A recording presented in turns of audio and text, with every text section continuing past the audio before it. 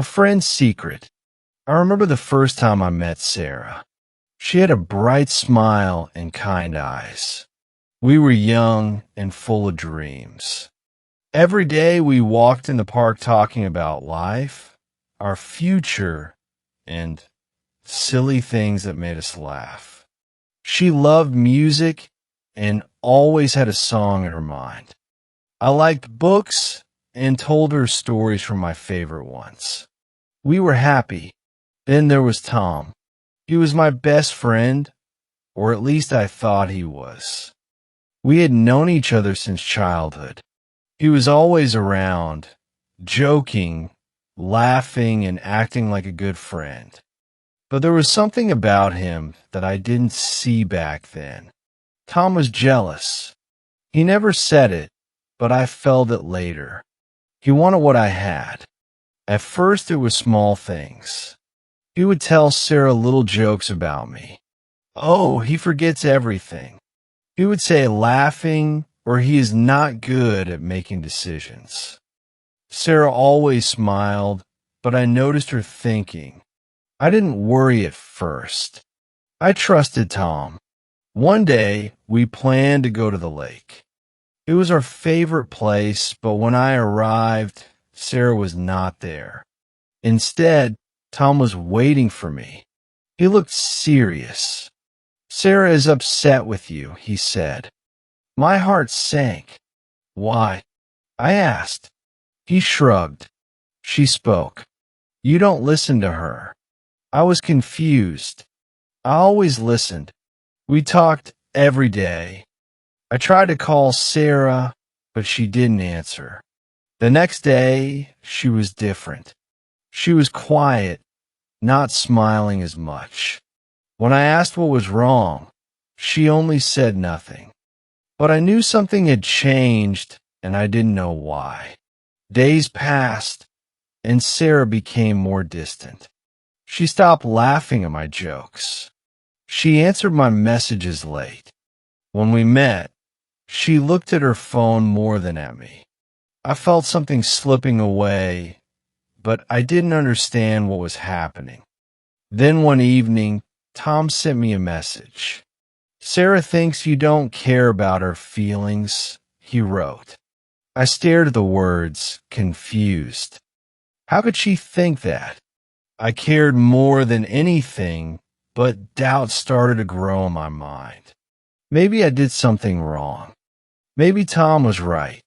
Sarah and I still spent time together, but it was not the same. She smiled less and spoke less. When I asked if something was wrong, she shook her head, but I could feel the distance growing. It was like a wall between us, and I didn't know how to break it. Tom was always there, always watching. He still joked and laughed, but I started to feel something strange. Every time Sarah looked sad, he was the one who talked to her first. Every time I wanted to fix things, he told me to wait. "Give her space," he said. "She needs time." One afternoon, I saw them together. They were sitting on a bench in the park, talking in low voices. Sarah looked upset, and Tom looked serious. I wanted to go to her, but something stopped me. I told myself it was nothing. Tom was my friend. He was only trying to help. That night, Sarah sent me a message. "I think we should take a break," she wrote. My heart dropped. I read the words again and again, hoping I was wrong. But the words did not change. I wanted to ask why, but my hands felt heavy. I didn't know what to say. I sat in my room for hours, thinking what had I done. I tried to remember if I had said something wrong, if I had hurt her without knowing, but nothing made sense. We were happy before. What changed? The next day I saw Tom. He looked at me with sad eyes. "I'm sorry, man," he said. "Sarah just needs something different." His words felt like a knife in my chest. I wanted to believe him, but something inside me whispered that this was not the full story. I tried to talk to Sarah again, but she was distant. She answered my messages with short replies. When I saw her, she looked away. It felt like she was slipping through my fingers, and I didn't know how to hold on. Days passed, and I felt lost. I walked alone, thinking about everything. I wanted to believe that this was just a mistake, that we could fix things. But deep inside, a small voice told me that someone had already decided for us. I spent days trying to understand what went wrong. Every memory with Sarah played in my mind like an old movie. The long walks, the quiet talks, the way she used to laugh at my silly jokes. It felt like another life, a life that was slipping away from me. I wanted to reach out to ask her what had changed, but every time I picked up my phone, I hesitated. What if she didn't want to talk? What if I made things worse? Tom stayed close, always ready with a comforting word. "Give it time," he said, patting my shoulder. "If it's meant to be, she'll come back."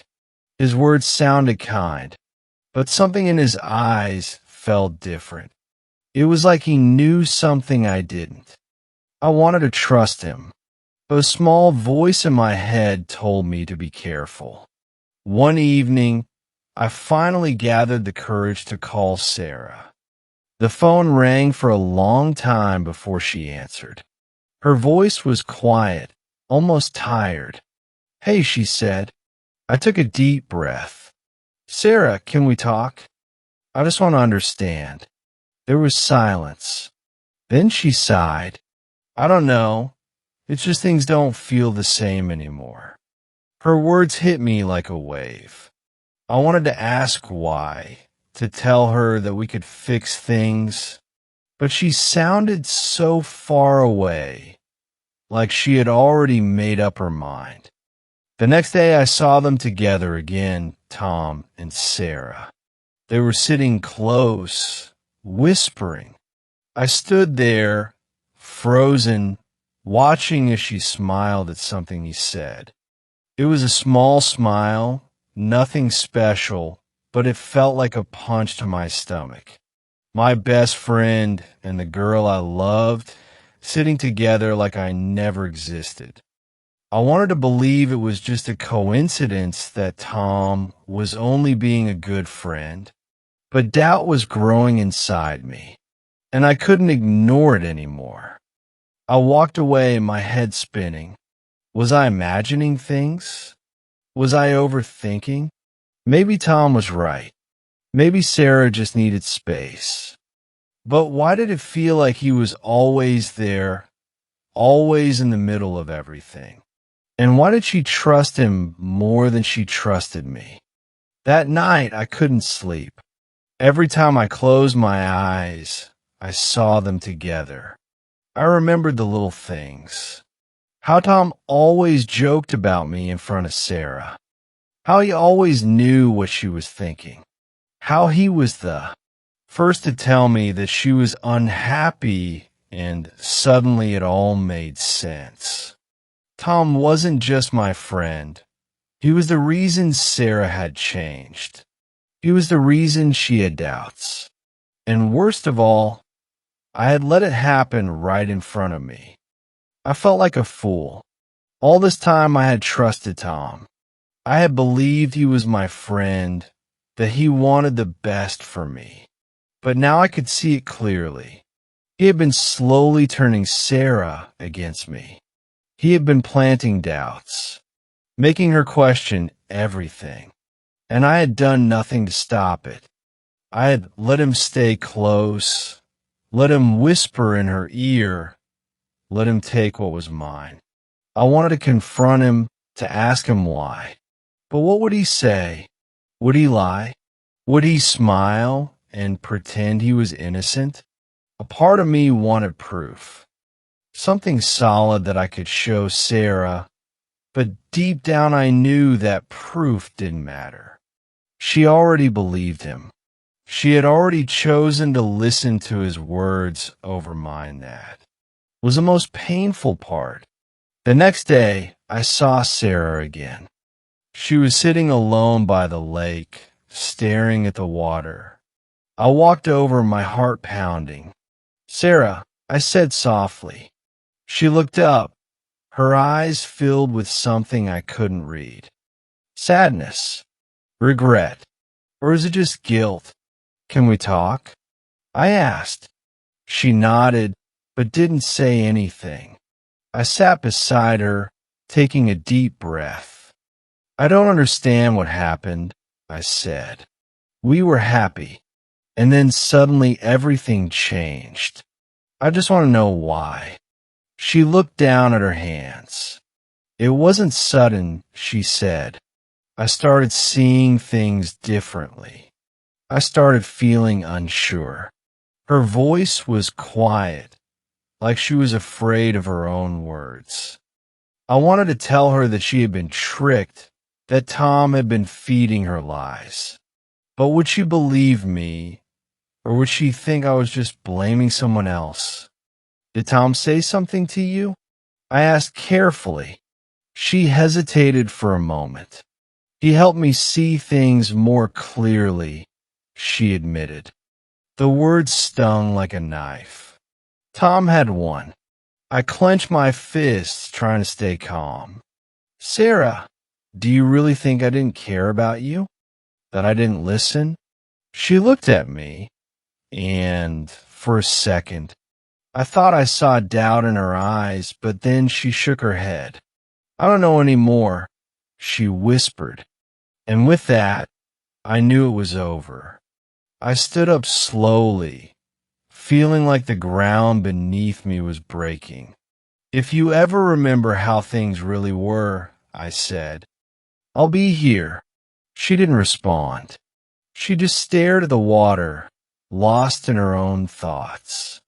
I walked away, feeling empty. The girl I loved was gone, and my best friend had taken my place. That night, I sat alone, thinking about everything. I had lost Sarah.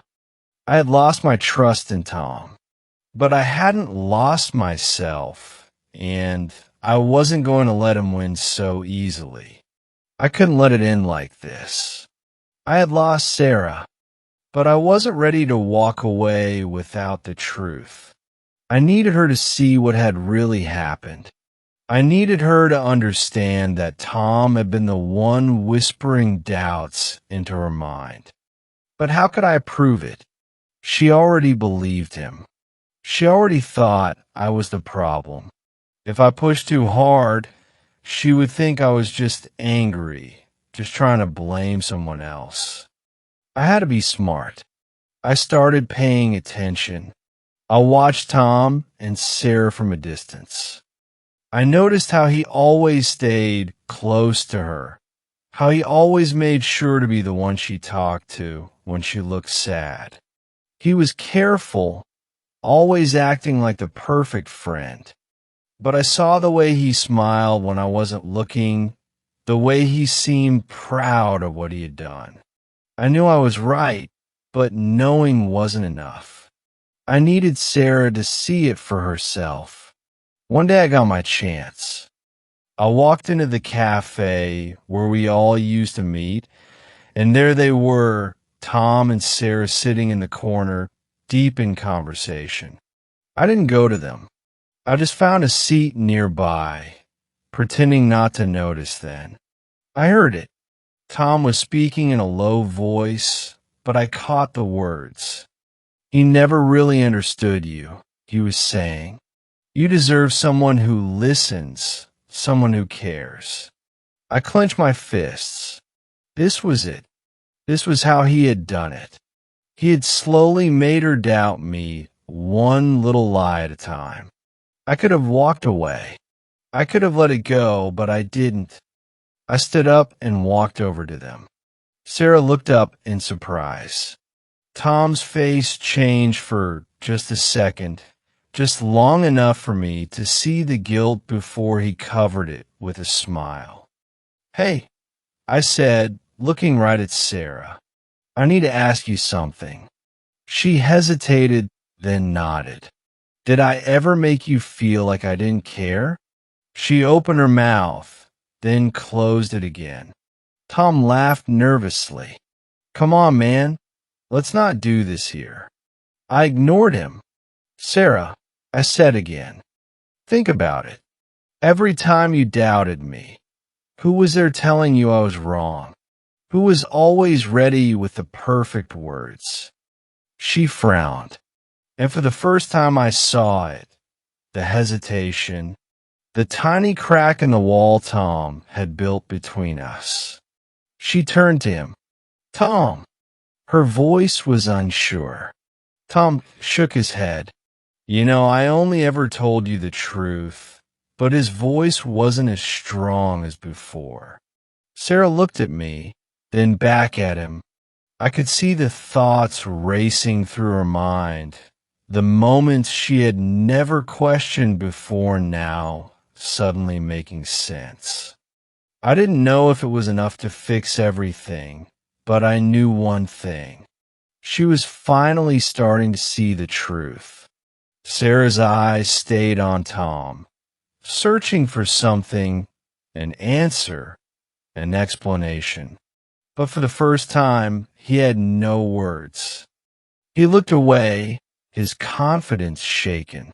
The silence between them was heavy, filled with all the things he had told her, all the doubts he had planted. I could see it, the way her mind was racing, the way she was finally questioning everything. A part of me wanted to feel victorious, but mostly I just felt tired. "I don't know what to believe," Sarah said at last. Her voice was quiet, uncertain. I thought I was seeing things clearly, but now I don't know. I took a deep breath. I didn't want to push her, didn't want to force her into a decision. "Just think about it," I said. "When did you start doubting me? Who was always there telling you I was wrong?" She frowned, looking down at her hands. I knew she was remembering, piecing everything together. Tom finally spoke, his voice defensive. "I was just trying to help," he said. "I only wanted what was best for you." But even he didn't sound convinced anymore. Sarah turned to him, her expression harder now. "Did you?" she asked. "Or did you just want me to doubt him?" Tom didn't answer. He looked at the ground, his jaw clenched. The truth was clear, even if he refused to admit it. A long silence followed before Sarah stood up. She looked at me, and for a moment I thought she might say something, an apology, a promise to fix things. But instead, she just sighed. "I need time," she said. "I need to think." I nodded, even though it hurt. I wanted to tell her that I had already forgiven her, that I still cared. But I knew words wouldn't fix this. She had to figure out on her own. She walked away, leaving Tom and me alone. He didn't look at me. He didn't say a word. He just sat there, staring at the table, his fist clenched. For the first time, he had lost control. For the first time, his plan had failed. But I didn't feel like I had won. I had lost too much along the way. Days passed, and Sarah didn't call. I told myself to be patient, that she needed space.